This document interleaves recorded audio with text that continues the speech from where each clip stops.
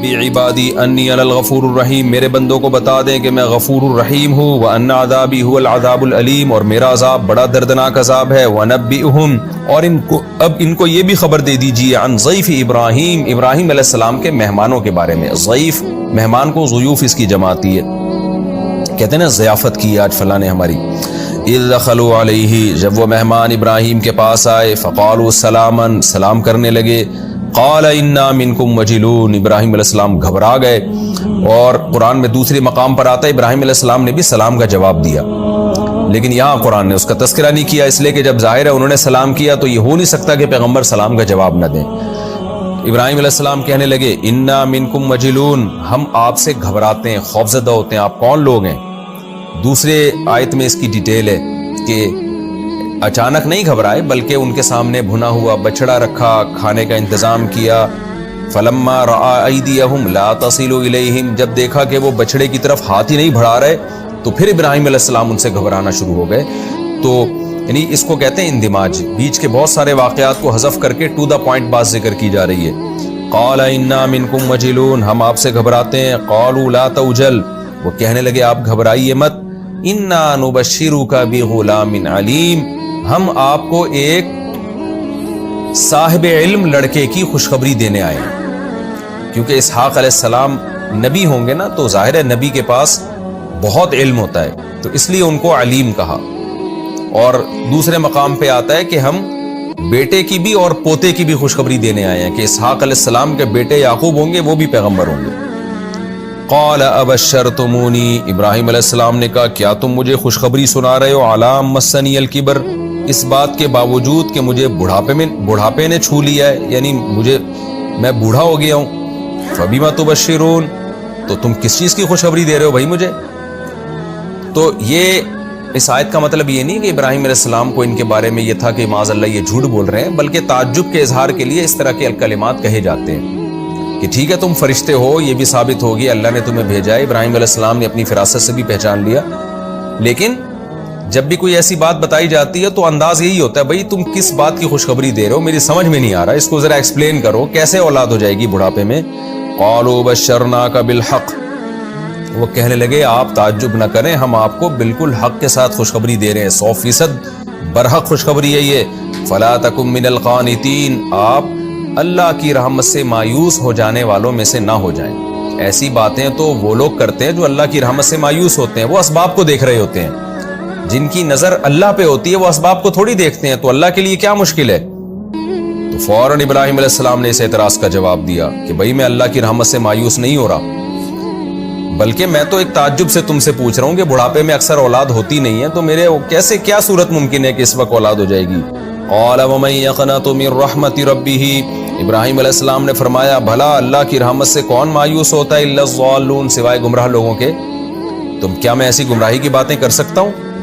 تو قطعاً میں مایوس نہیں ہوں اللہ کی رحمت سے، بس ایک تعجب تھا کہ بڑھاپے میں تو کسی کو آج تک ہم نے نہیں سنا اولاد مل رہی، اس لیے میں نے اس انداز سے تم سے سوال کیا، باقی اللہ کے لیے تو مجھے پتا ہے کہ سب کچھ ممکن ہے۔ کیسی بلاغت کی بات ہے، اور کیسا اس سے ہمیں سبق مل رہا ہے کہ پیغمبر کیسے مایوس، یعنی اللہ کی رحمت سے مایوس بھی نہیں ہوتے اور مایوس ہونے والوں کو گمراہ بھی سمجھتے ہیں۔ قال فما خطبکم ایھا المرسلون، جب یہ خوشخبری بھی مل گئی تو پھر کہنے لگے کہ اے بھیجے ہوئے فرشتوں، تم اصل کس کام کے لیے آئے ہو؟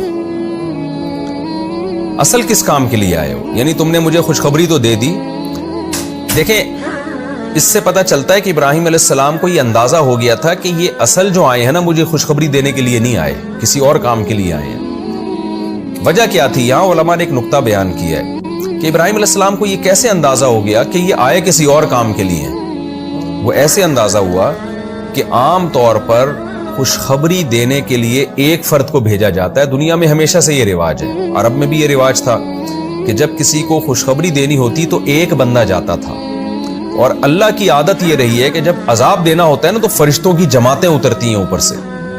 تو ابراہیم علیہ السلام کو کیونکہ وہ 4 یا 5 فرشتے تھے، زیادہ تعداد میں تھے، تو ان کو دیکھ کے اندازہ ہو گیا کہ یہ اصل مجھے خوشخبری دینے کے لیے نہیں آئے، اگر صرف خوشخبری دینا ہوتی تو اللہ آسمان سے وہی نازل کر دیتا، یہ ایک فرشتے کو بھیج دیتا۔ تو تو یہ جو پورا پروسیس ہے انسانی شکل میں آ رہے ہیں اور پھر میں بچڑا رکھ رہا ہوں, اتنا تکلف ہو رہا ہے, یہ کھانا نہیں کھا رہے, یہ پورا پروسیس یہ کسی اور کام کے لیے لگتا ہے. تو اس لیے ابراہیم علیہ السلام نے پوچھا تمہارا اصل مقصد کیا ہے آنے کا؟ تو پھر انہوں نے بتایا کہ ہم عذاب دینے کے لیے آئے ہیں. اور اس میں ایک یہ بھی ہمیں بلاغت کی بات پتہ چلتی ہے کہ اللہ تعالیٰ بھی نا لوگوں سے اسی طرح ڈیل کرتے ہیں جس طرح کسی قوم میں کلچر اور رواج ہو.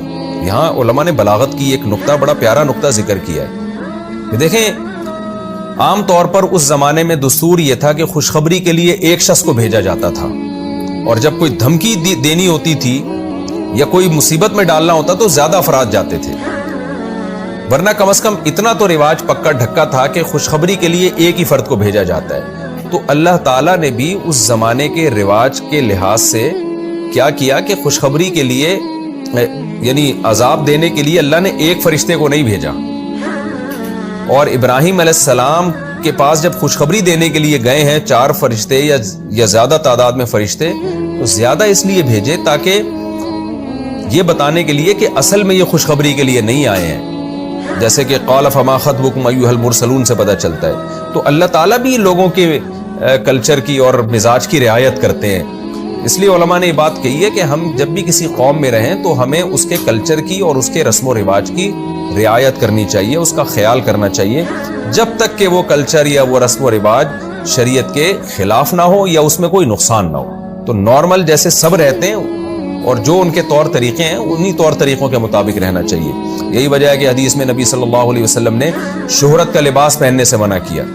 شہرت کا لباس یہ کہ ایسا یونیک قسم کا لباس جو آپ نے ہی پہنا ہوا ہو, دنیا میں اور کوئی نہ پہن رہا ہو اس کو, تو آپ دیکھنے میں ایک عجیب سے لگے اس میں, یا آپ اپنے آپ کو بہت زیادہ مشہور کرنا چاہتے ہیں وہ لباس پہن کے. تو ابراہیم علیہ السلام نے فرمایا تم اصل کس کام کے لیے آئے ہو؟ قالوا انا ارسلنا الی قوم مجرمین, ہم بھیجے گئے ایک مجرم قوم کی طرف. یہ تو درمیان میں ہم نے کہا چلو آپ کو خوشخبری دیتے ہوئے چلتے ہیں, اصل تو ہم ایک مجرم قوم کی طرف بھیجے گئے ہیں, یعنی عذاب کے لیے. الا آل لوط, سوائے لوط علیہ السلام کی آل کے.